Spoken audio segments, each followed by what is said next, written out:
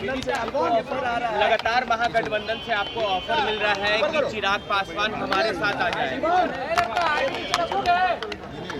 भाई इस बात में शुरू से हमारा स्टैंड क्लियर रहा है कि गठबंधन चुनाव के वक्त ही तय किया जाएगा। जब चुनाव समीप आएंगे उसी वक्त ये तय किया जाएगा कि लोक जनशक्ति पार्टी रामविलास किस गठबंधन का हिस्सा है। तब तक हम लोग की प्राथमिकता पार्टी के संगठन को मजबूत करना, जनता के बीच जाना, अपने जनाधार को बढ़ाना, इसी प्राथमिकता के ऊपर फिलहाल पार्टी का ध्यान केंद्रित है और उसी पर हम लोग अभी काम कर रहे हैं। चिराग जी, सुरजभान सिंह जो कि आपके काफी ज्यादा करीबी है, उन्होंने कल एक बयान दिया है और कहा है कि अगर चिराग पासवान और पशुपति पारस एक साथ नहीं आते हैं तो बहुत ही दिक्कत हो जाएगी। भाई क्या दिक्कत होगी, नहीं दिक्कत होगी, वो अभी जहाँ पर हैं वहाँ की वो चिंता करें। जिनके साथ वो हैं, जिनके साथ मिलकर उन्होंने परिवार पार्टी को तोड़ने का षड्यंत्र रचा, उनकी चिंता वहाँ के लिए होनी चाहिए। मेरी चिंता करने के लिए पार्टी के तमाम कार्यकर्ता हैं और हम लोग भाई उस दौर से बहुत आगे निकल चुके हैं। पर पशुपति पारस ने तो साफ कह दिया कि चिराग पासवान हमारे भतीजा नहीं है, हमारे खून नहीं है। भाई अफसोस इसी बात का है कि उन्होंने कभी मुझे अपना माना ही नहीं ना। दिक्कत तो इसी बात की थी। पापा के जाने के बाद परिवार के सबसे बड़े वही थे। ईमानदारी से मुझे बताइए, अगर उन्होंने मुझे अपना माना होता, अगर उन्होंने मुझे अपना बेटा माना होता, भतीजा माना होता, तो क्या पापा के जाने के बाद वो मेरे साथ ऐसा करते? अगर मैं उनका अपना बेटा होता तो क्या वो ऐसा करते? भाई अगर कहीं पे कोई कठिनाई थी, बैठते ना, समझाते, बात करते। पर इस तरीके से, जिस तरीके से पार्टी को तोड़ा गया, परिवार को तोड़ा गया, दुख तो इसी बात का है कि उन्होंने कभी मुझे अपना माना ही नहीं। आज पापा के जाने के बाद जिन परिस्थितियों में उन्होंने मुझे धकेल दिया, अगर वो मुझे अपना मानते तो संभवतः शायद वो कभी ऐसा करते नहीं। बट बहरहाल अब इन सब चीज़ों से बहुत आगे मैं निकल चुका हूँ, मेरी पार्टी निकल चुकी है।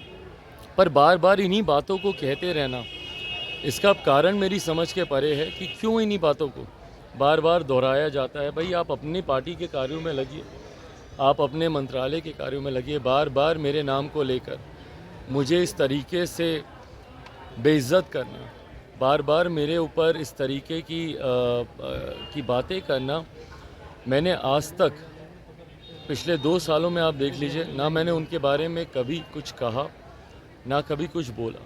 पर उन्होंने हमेशा समय समय पर रह कर जिस तरीके से मुझे अपमानित करने का, मेरे परिवार के बारे में बातें करने का, भाई आज की तारीख में एक बड़ी जिम्मेदारी है केंद्रीय मंत्री के तौर पर आपके पास। उन जिम्मेदारियों को आप निभाइए। एक सांसद के तौर पर आपके पास एक बड़ी जिम्मेदारी है, एक पार्टी के अध्यक्ष के तौर पर आपके पास एक बड़ी जिम्मेदारी है। पर बार बार मेरे बारे में बातें करना, मेरे परिवार के बारे में बोलना और ये कहना कि भाई हम खून नहीं है। कैसे खून नहीं है भाई?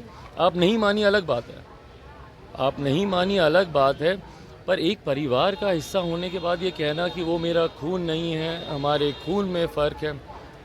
भाई आप मेरे पिता के भाई हैं ना, उसको तो कोई नहीं झुटला सकता। आप मुझे अपना भतीजा माने नहीं माने, पर आप मेरे पिता आदरणीय रामविलास पासवान जी के भाई हैं। और इस तरीके से कहना कि वो मेरा खून नहीं है, मैं उसे अपना भतीजा नहीं मानता, गलत है। पर ठीक है, उनकी सोच है। एक बार फिर से दिल्ली गए हैं और विपक्ष के तमाम बड़े नेताओं से मुलाकात भी करेंगे। करें, अच्छी बात है, अच्छी बात है। ये प्रयास वो कई बार पहले कर चुके हैं। देखिए इस बात को स्पष्ट मैं पहले भी कर चुका हूँ मुख्यमंत्री नीतीश कुमार जी से। विपक्ष एकजुट हो जाए ये असंभव है। वैसे भी विपक्षी एकता अपने में एक बहुत बड़ा भ्रम है भाई। आज की तारीख में किसी विषय पर पूरा विपक्ष एकजुट हो जाए यह हुआ नहीं है। 2014 में भी इन लोगों ने करने का प्रयास किया, 19 में भी करने का प्रयास किया, पुनः ये 24 में भी करने का ये प्रयास कर रहे हैं, ये होगा नहीं। और ऐसे में मुख्यमंत्री नीतीश कुमार जी से तो ये असंभव है भैया। हम बार बार कह चुके हैं कि कई ऐसे वरिष्ठ बड़े नेता हैं विपक्ष में जिनकी पार्टी बड़ी है, जिनका दल बड़ा है, ऐसे में कोई 40 विधायक वाले को अपना नेता माने, ये होगा नहीं। और दूसरा, किस मॉडल के साथ वो जा रहे हैं? बिहार में आज की तारीख में जो परिस्थिति है, जलते हुए बिहार को छोड़कर अपने प्रधानमंत्री बनने के ख्वाब को वो पूरा करने गए। उनके पास इतनी फुर्सत नहीं है कि बगल में भाई शास्त्री नगर है, वहाँ पे चले जाएं। वहाँ पे लोग किस बदहाली में जी रहे हैं, उनको देखने की फुर्सत मुख्यमंत्री नीतीश कुमार जी के पास नहीं है। पर अपने प्रधानमंत्री बनने के सपने को पूरा करने के लिए यहाँ पर लोगों को जलता हुआ छोड़कर वो दिल्ली भागे गए। तो ये प्राथमिकता इनकी दर्शाती है।